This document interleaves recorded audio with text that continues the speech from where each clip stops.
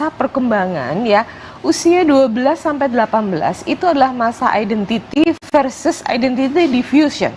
Berarti dia mencari ya, tahap 12-18 ini dia mencari, saya ini siapa, saya ini datang dari mana, ideologi apa yang akan saya anut begitu ya, apa ajaran-ajaran apa, value apa sih gitu. Nah, ketika anak dalam perjalanannya sampai 12-18 tahun ini tidak menemukan ya, maka dia juga akan mencari-cari gitu ya. Artinya begini, ketika kita terpapar anak seorang artis, dia terpapar, oh kehidupan artis adalah seperti ini, maka identitinya dia juga akan ke sana begitu. Anak dari bapak ibunya dosen, mungkin dia juga identitinya juga akan ke sana. Nah, ketika anak-anak ini kemudian tidak memiliki arahan mengenai identitinya siapa, maka dia akan mencari begitu. Nah, mencari, nah saat ini tadi disampaikan pencarian itu sangat mudah begitu ya. Salah satunya melalui internet, dan kita tahu namanya bubble effect. Ketika kita mencari situs yang kita minati, itu akan terus kemudian muncul begitu. Dan ini yang kemudian akan menimbulkan ide-ide. Sekali kita buka sesuatu yang kita sukai, maka itu yang akan selalu muncul dalam pencarian kita. Nah, anak ini sedang mencari sesuatu dan dia menemukan sesuatu yang menarik bagi dia di situ. Nah, dia kemudian akan menimbulkan banyak informasi, bahkan saya rasa he is doing research ya gitu untuk bisa melakukan membuat bom dan sebagainya. It's not an easy one gitu ya. Jadi identity, proses pembentukan identity inilah yang sebenarnya menjadi masalah gitu.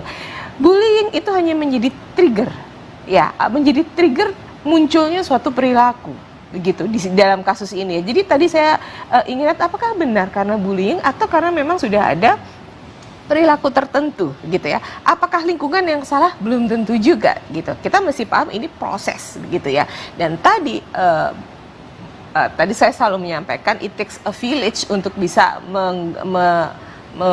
rise up seorang anak begitu ya. Dia dapat informasi dari mana. Nah, ini yang perlu kita sama-sama lihat tadi, bagaimana dari regulasi, bagaimana dari sekolah mungkin tadi, karena ini random, bahkan mungkin yang menjadi korban itu bukan orang yang dituju ya. Nah, ketika dia mencari menemukan, ini yang sering kita dengar, dia mungkin juga hanya melakukan yang sekarang lagi banyak dicari orang, namanya memetic violence. Dia memaim, dia mengimitasi perilaku orang-orang yang dia anggap idol, begitu ya. Kalau anak-anak remaja yang lain idolnya adalah K-pop, ya, anak ini punya idol yang berbeda, begitu. Ya, ini bisa pada idling itu bisa pada semua hal gitu ya. Ada yang idlingnya adalah olahraga, apapun tentang olahraga sepak bola dia terjunin. Ada yang K-pop sekarang ya gitu.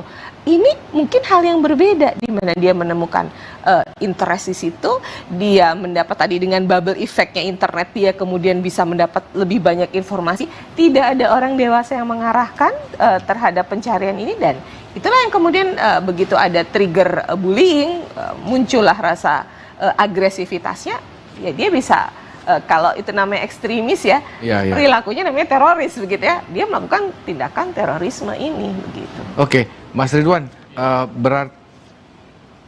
saya ingin bertanya adalah apakah dia mungkin termasuk hasil dari penjaringan yang tidak aktif seperti itu?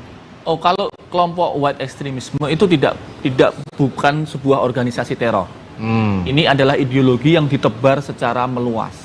Jadi Groyper atau kelompok ini itu sengaja memang membuat banyak sekali situs-situs. Tadi Mbak Uli bilang bahwa anak ini sedang mencari sesuatu. Dugaan kami, tentu saja harus menunggu Polri ya. Dugaan kami ketika dia sedang mencari itu, dia masuk ke situs ini.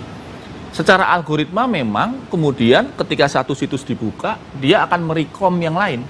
Termasuk ketika dia mencari pembicaraan tertutup. Ada banyak sekali platform-platform tertutup di situ. Nah, saya pengen tanya, di dunia intelijen seperti itu, apakah hal tersebut mudah untuk didapatkan, atau memang ABH ini mungkin ya, ya kalau tadi memang diinformasikan dia tidak ada yang membimbing seperti itu ya, dia memiliki kebutuhan khusus seperti itu?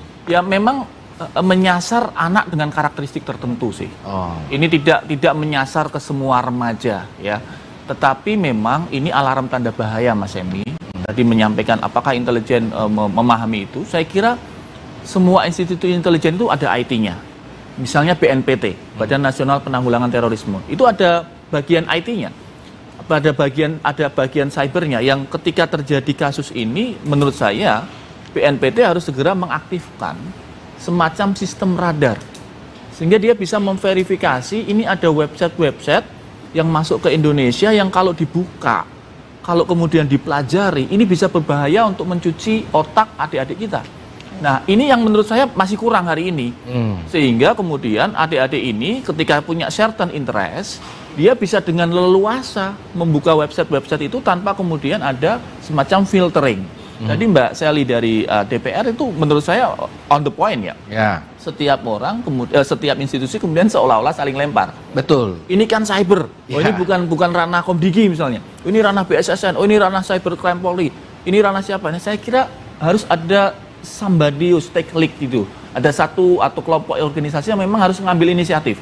Kalau saya melihat hari ini mungkin BNPT saatnya. Karena selama ini kita memahami jaringan teror itu BNPT dengan proaktif menangkal kelompok-kelompok dalam tanda petik Islam radikal sampai hari ini tidak ada lagi serangan teror sejak tahun 2022. Itu kan satu prestasi. Tetapi begitu ada ide-ide baru seperti ini, semua terhenyak. Ternyata ada yang model lain. Nah, ini diaktifkan alarmnya, kemudian lakukan filtering, lakukan patroli cyber. Ketika ada satu situs yang kemudian yakin bahwa ini menyebarkan kekerasan, untuk mencegah peniruan tadi, bunuh situsnya, take down situsnya. Dan itu mereka punya kemampuan kok. Berarti hal-hal atau mungkin situs-situs yang tadi Mas Ridwan informasikan ini menghasilkan lone wolf sendiri seperti itu maksudnya? Ya, kalau dalam terminologi teror, benar Mas Semi, itu lone wolf ya dalam tanda petik. Dia tidak terhubung dengan organisasi teror, dia tidak punya kenalan jaringan teror, tidak punya mentor, tetapi kemudian dia meniru itu karena dia merasa menjadi bagian dari ideologi ini. Itu yang kemudian mengapa si ABH ini sampai berganti kaos. Iya. Dia berganti kaos, ada tulisannya di situ, itu simbol kelompok ini, kemudian memakai sepatu lapangan dan sebagainya. Masuk gestur-gestur. Ya, saya sepakat dengan Polda tadi bahwa kita memang jangan mengendorse ini ya supaya kemudian tidak ditiru oleh yang lain. Tetapi maksud saya bahwa ini pasti tidak sekedar bullying.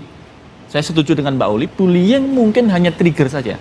Tapi adik kita ini memang sudah punya certain interest, punya minat khusus yang kemudian masuk ke sebuah website yang menjebak dia. Baik. Gitu. Baik. Tahan dulu Mas Ridwan, pemirsa. Diskusi malam hari ini masih akan kami lanjutkan usai jeda. Tetaplah di